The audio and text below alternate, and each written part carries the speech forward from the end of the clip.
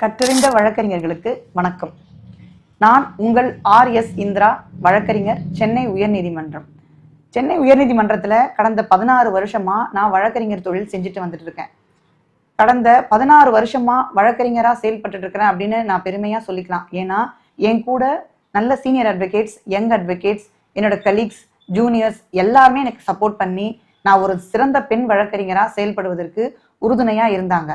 நான் இன்னைக்கு தமிழ்நாடு மற்றும் புதுச்சேரி எந்த ஊர்லேயும் எல்லா கீழமை நீதிமன்றங்கள்லையும் ஹைகோர்ட்லையும் கொஞ்சம் ஃபெமிலியராக தெரியறதுக்கு காரணமே என் கூட ட்ராவல் பண்ண என்னோட அட்வொகேட்ஸ் தான்.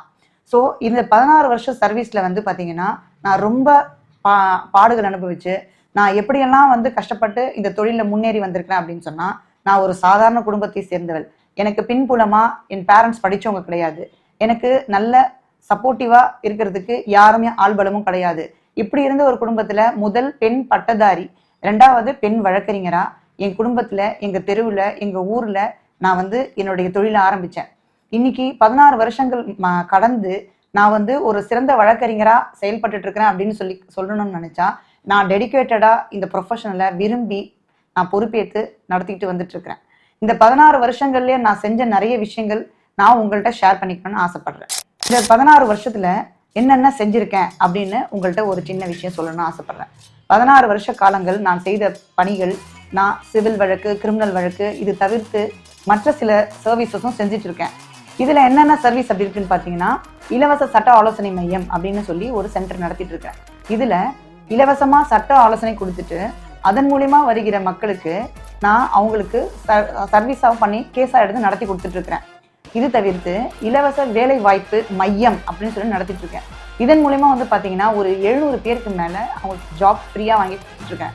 இதே பக்கம் ஒரு சர்வீஸ் செஞ்சுட்டு இருந்தாலும், பார் கவுன்சில் எலெக்ஷனில் தேர்தலில் போட்டிட்டு அதில் வெற்றி பெறும்போது வழக்கறிஞர் பெருமக்களுக்கு என்னால் என்னென்ன சர்வீஸ் பண்ண முடியும், எப்படியெல்லாம் அவங்களுக்கு சப்போர்ட்டிவாக இருக்கலாம், எப்படி அவங்களோட குரலாக நான் ரெப்ளிகேட் பண்ணலாம் அப்படின்றதுக்காக தான் இந்த பார் கவுன்சில் தமிழ்நாடு மற்றும் புதுச்சேரி தேர்தலில் நான் பங்கெடுக்கணும்னு சொல்லிட்டு போட்டியாளராக நான் மனு தாக்கல் செஞ்சுருக்கேன்.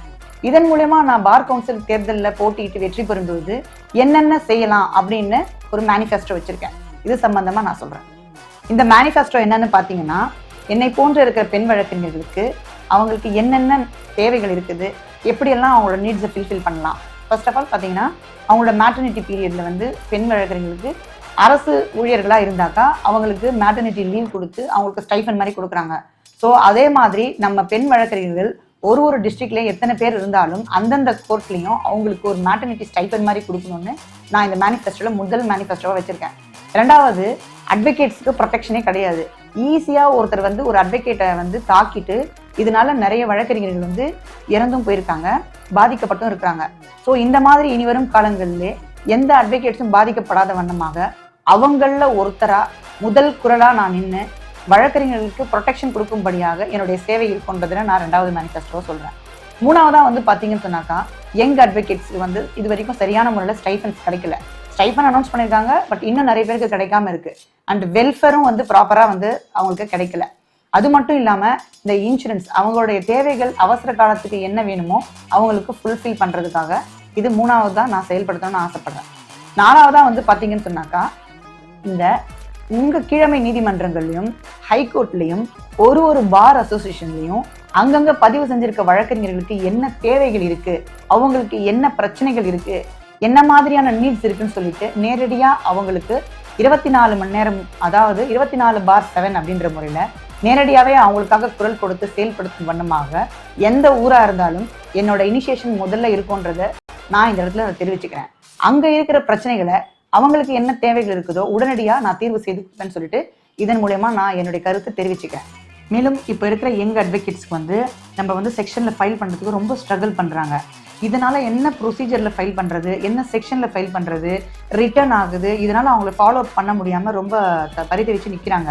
இந்த மாதிரி இருக்கிற எல்லா யங் அட்வொகேட்ஸுக்கும் பார் கவுன்சிலில் வீக்லி ஒன்ஸோ இல்லை 15 days ஒன்ஸோ இல்லை மந்த்லி ஒன்ஸோ இந்த மாதிரி ஒரு டேவை ஃபிக்ஸ் பண்ணி பார் கவுன்சிலில் நம்ம ஒரு கிளாஸஸ் மாதிரி கண்டக்ட் பண்ணி அவங்களுக்கு என்னென்ன பிரச்சனைகள் இருக்குது ஃபைலிங்கில், மற்றபடி கோர்ட்டில் அப்ரோச் பண்ணுறதுக்கு, இது எல்லாமே வந்து ஒரு கிளாஸஸ் மாதிரி கண்டக்ட் பண்ணி எந்தெந்த ப்ரொவிஷனில் அவங்களுக்கு வந்து ஒரு பெட்டிஷன் ஃபைல் பண்ணணும், எப்படியெல்லாம் ஃபைல் பண்ணணும்னு ஒரு கிளாஸஸ் நடத்துறதுக்கான ஒரு ஏற்பாடும் செஞ்சு கொடுக்கணுன்றது தான் என்னோட மெயின் அஜெண்டாவாகவும் இருக்குது. இதெல்லாம் தாண்டி நாங்கள் வந்து லீகலாக நிறைய அட்வொகேட்ஸ் வந்து சப்போர்ட் இல்லாமல் எப்படி பிரச்சனையை ஃபேஸ் பண்ணணும் அப்படின்றது தெரியாமல் சஃபர் ஆகி நிற்கிறாங்க.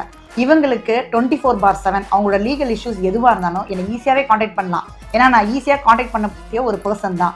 ஸோ அதனால் என்னை நீங்கள் அப்ரோச் பண்ணும்போது கண்டிப்பாக உங்களுக்கு சர்வீஸ் பண்ணுவேன் அப்படின்றதுல உறுதியாக நான் சொல்கிறேன். ஏன்னா இது ஒரு அஜெண்டா மட்டும் கிடையாது, சொன்ன ஒரு அஜெண்டாவும் உளமாற நான் செய்வேன் அப்படின்றத நான் தெரிவிச்சுக்கிறேன்.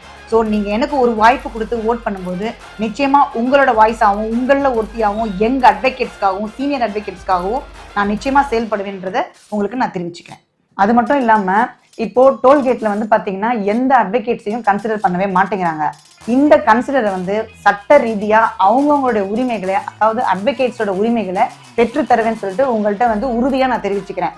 இப்போது வருகிற மார்ச் 30 பார் கவுன்சில் எலெக்ஷன் நடக்க போகுது. உங்களுக்கு எல்லாருக்குமே தெரிஞ்ச விஷயம்தான். நீங்கள் நினச்சிங்கன்னா இந்த பார் கவுன்சில் மெம்பர்ஸை ரீஸ்ட்ரக்சர் பண்ணுறதுக்கான ஒரு வாய்ப்புன்னு நான் நினைக்கிறேன். ஏன்னா நீங்களாம் நினச்சிங்கன்னா மட்டும்தான் யங்ஸ்டர்ஸாக இருக்க எங்களுக்கு கிடைக்கக்கூடிய, அதுவும் பெண் வழக்கறிஞரா எனக்கு கிடைக்கக்கூடிய ஒரு வாய்ப்பாக நான் எடுத்துகிட்டு உங்ககிட்ட ரிக்வஸ்ட்டாக நான் கேட்குறேன். நீங்கள் போடுற ஒரு ஓட்டும் எனக்கு ரொம்ப ரொம்ப இம்பார்ட்டன்ட் ஓட்டான்னு நினச்சி உங்களுக்கு சேவை பண்ணக்கூடிய ஒரு வாய்ப்பான்னு நினச்சிட்டு உங்களுக்காக உறுதியாக குரல் கொடுக்கக்கூடிய ஒரு பெண் வழக்கறிஞராக நான் இருப்பேன்னு சொல்லிட்டு உளமாற உங்ககிட்ட சிரம் தாழ்த்தி கேட்டுக்கொள்கிறேன். நன்றி, வணக்கம்.